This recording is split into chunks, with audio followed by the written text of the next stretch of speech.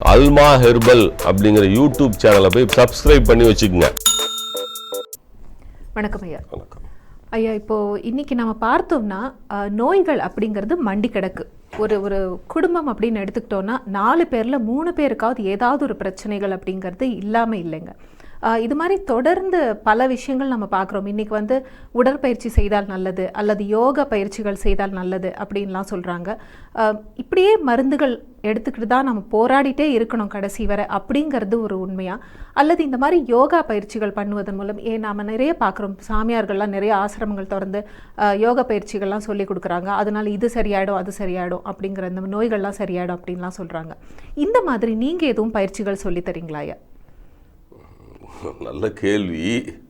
ஆனால் இந்த விளையாட்டுக்கெல்லாம் நான் போவதில்லை. ஆமாம், சாமியார்கள் என்றால் என்ன, முதல்ல துறவு என்றால் என்னன்னு தெரியல. மண்ணையும் பொன்னையும் பெண்ணையும் துறப்பது துறவென்று தன்னை துறப்பதே துறவு. இதுதான் துறவு. தன்னை எவன் துறக்கிறானோ அது துறவு. இப்போ சாமியார் பயல்கள்லாம் என்ன பண்ணுறாங்கன்னா, அவன் ஒரு ஆசிரமத்தை திறக்கிறான் சின்னதாக. அதுக்கப்புறம் அந்த ஆசிரமத்தில் ஒரு காலேஜ் கட்டுறான், அப்புறம் ஒரு பல்கலைக்கழகம், அப்புறம் மருந்து தயாரிக்கிற கம்பெனி, எல்லா சாமியாரும் ஆரம்பிச்சிட்டான். ஆமாம், யோகம் என்பது வேறு, ஆசனம் என்பது வேறு. யோகாசனம் என்பது இல்லை. யோகம் என்பது தனி விஷயம், அது தியானம் சம்பந்தப்பட்ட விஷயம். ஆசனம் என்பது பயிற்சி, அதை யோகாசனம் என்று மாற்றிவிட்டார்கள். பயிற்சி என்பது உடல் பயிற்சி, மனப்பயிற்சி, உணவு பயிற்சி, வாழ்வியல் பயிற்சி, இப்படி நிறைய விஷயங்கள் இருக்கிறது. என்னுடைய விஷயம் என்னவென்று சொன்னால், ஒரு மனிதன் இறக்கும் வரை அவனுக்கு தேவையானதை சாப்பிடுவதற்கு அவன் உடல்நிலை ஒத்துழைக்க வேண்டும். அதுதான். நோய்களுக்கு தீர்வு மருந்தா உணவா என்றால் உணவு என்று தான் சொல்லுவேன். இவ்வளவுதான். அதனால் நான் ஒரு ஆசிரமம் அமைச்சு சாமியார் வேஷம் போட்டு தாடிலாம் வளர்த்துக்கிட்டு அவங்களை ஏமாற்றி இதை சொல்லி இப்படி பண்ணால் அப்படி சரியாக போயிடும், இப்படி செஞ்சால் அப்படி சரியாக போயிடும், இப்படி ஒரு முத்திரை, இப்படி ஒரு முத்திரை, எப்படி ஒரு முத்திரை, அப்புறம் இப்படி ஒரு முத்திரை அப்படின்னு சொல்லலாம் முடியாது. என்கிட்ட ஒருத்தர் இந்த சாகா கலை என்னன்னா தெரியல எனக்கு அப்படின்ல, இல்லை எல்லாம் சொல்லி கொடுக்குறாங்களே, என்ன சொல்லி கொடுக்குறாங்களாம், உயிரோடு இருக்காங்களான்னு கேட்டேன். இல்லை செத்து போயிட்டாங்கன்னு. அப்புறம் என்னது சாகா கலை, என்ன பண்ண முடியும்னு? நம்ம ஒரு நாளைக்கு செத்து போயிடுவோம், அப்புறம் நாம் என்னத்தை சொல்கிறது?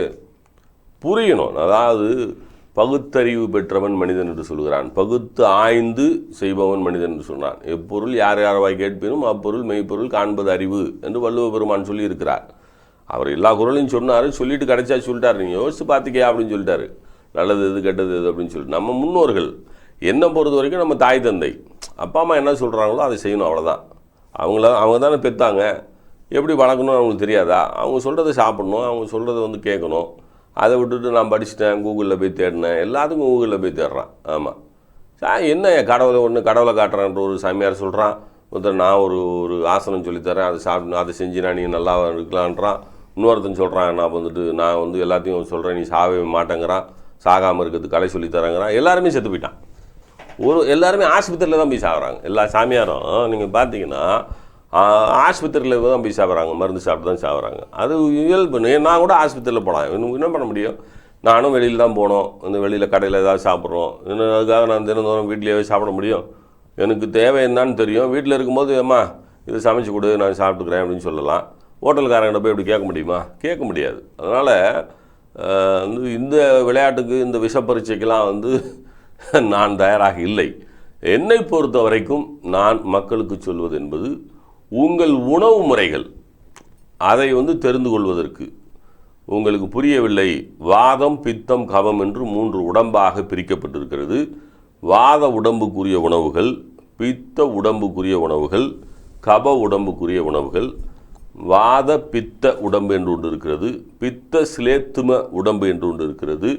இப்படி உடம்புகள் தனித்தனியாக பிரிக்கப்பட்டிருக்கிறது. அதற்கேற்ற உணவு முறைகளை நான் சொல்லித் தருகிறேன். அது கூட தனிப்பட்ட முறையில்தான். ஒட்டுமொத்தமாக உட்கார வைத்து கொண்டு பயிற்சியெல்லாம் தர முடியாது.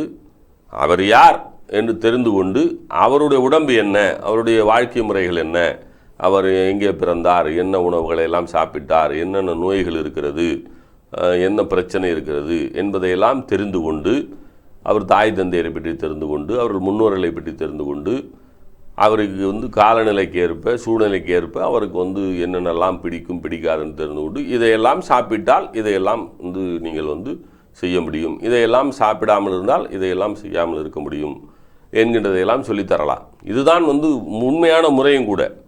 மருந்து என்பது எல்லோருக்கும் பொதுவானது அல்ல. உடம்புக்கு ஏற்றால் போல் மருந்து செய்ய வேண்டும். ஒருவரை பார்த்துவிட்டு அவருக்கு என்ன நோய் இருக்கிறது என்று தெரிந்து கொண்டு அந்த நோய்களுக்கு ஏற்றால் போல் அவருடைய உடம்புக்கு ஏற்றால் போல் திருமூலர் சொல்லுகிறார், இந்த உடம்பை இந்த உயிர் வளர்ப்பதற்காக வளர்த்தேன், உயிர் வளர்க்க உடம்பை வளர்த்தேனே என்று சொல்லுகிறார். உயிர் இருக்க வேண்டும் என்று சொன்னால் இந்த உடம்பு எதற்காக வளர்க்கிறேன் என்று சொன்னால் உயிர் வளர்க்க உடம்பை வளர்த்தேன், உயிர் வளர்ப்பதற்காக உடம்பை வளர்த்தேன் என்று சொல்கிறார். உடம்பு தான் முக்கியம் என்று சொல்கிறார். உடம்பு இருந்தால் மட்டும்தான் உயிர் அங்கே இருக்கும். உடம்பு பாழ்பட்டு போனால் உயிர் அங்கே இருக்காது. அதனால் உடம்பை நலமாக வைத்துக் கொள்ள விரும்புகிறேன் என்று சொல்கிறார். அப்போ உடம்பை தான் நீங்கள் சொல்லுவதை உடம்பு கேட்காது, உடல் கேட்காது, உடல் கேட்கவே கேட்காது. உடல் கேட்பதைத்தான் நீங்கள் செய்ய வேண்டும்.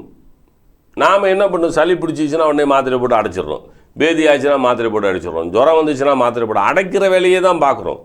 கழிவுகளை வெளியேற்றக்கூடிய வேலைகளை நாம் வந்து அனுமதிப்பதே இல்லை. சாக்கடை வந்து தேங்கி கிடந்துச்சுன்னா பரவாயில்ல, சென்ட் அடிச்சுட்டு உட்காந்துருக்கலான்னு சொல்லிட்டு ப்ளீச்சிங் பவுடர் போட்டுட்டு தான் உட்காந்துட்டு இருக்குமே தவிர அதை வந்து சுத்தம் பண்ணிவிட்டு அது வர வழியை அடைக்கணும் அப்படிங்கிற எண்ணத்தை நாம் உருவாக்குறதே இல்லை. தமிழருடைய பெரிய பிரச்சனை என்று சொன்னால் ஆங்கிலம் கற்றுக்கொண்டோம். இப்போ வெள்ளைக்காரன் சொல்கிறதெல்லாம் உண்மைன்னு சொல்லி நம்பிக்கிட்டு உட்காந்துட்டு இருக்கோம். நீங்கள் யாருன்னு பாருங்கள்.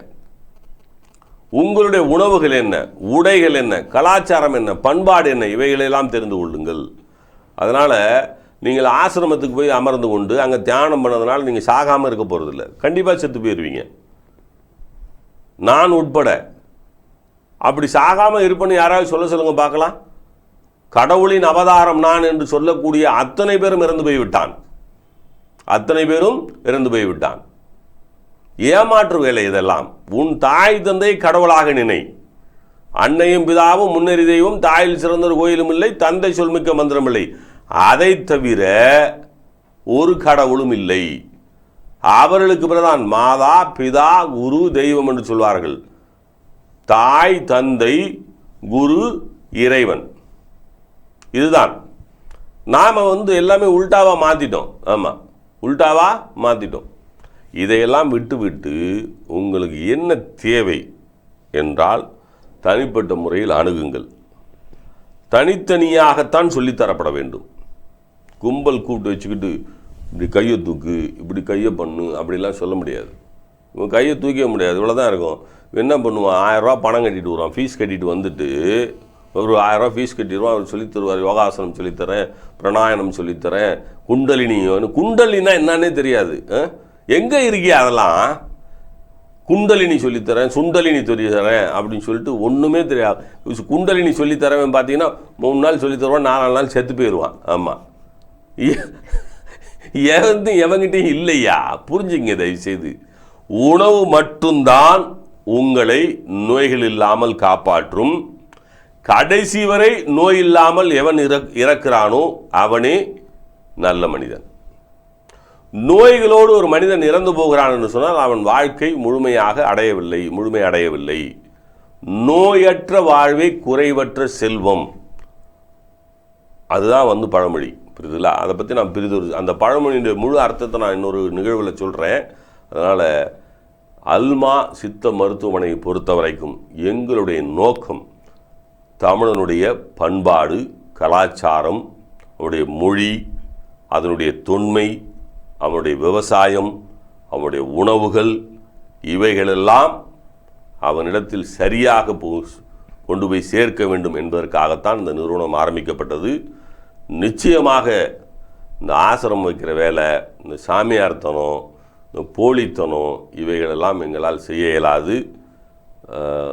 உணவுகளாலேயே வந்திருக்கிற நோய்களை சரி செய்து கொள்ள முடியும் என்பதில் அசைக்க முடியாத நம்பிக்கையுடையவர்கள் நாங்கள். உணவுதான் உன்னை காப்பாற்றும் என்பதை சொல்லித் தருவதற்கு நாங்கள் தயாராக இருக்கிறோம். எங்களை அணுகுங்கள். ஆமாம்.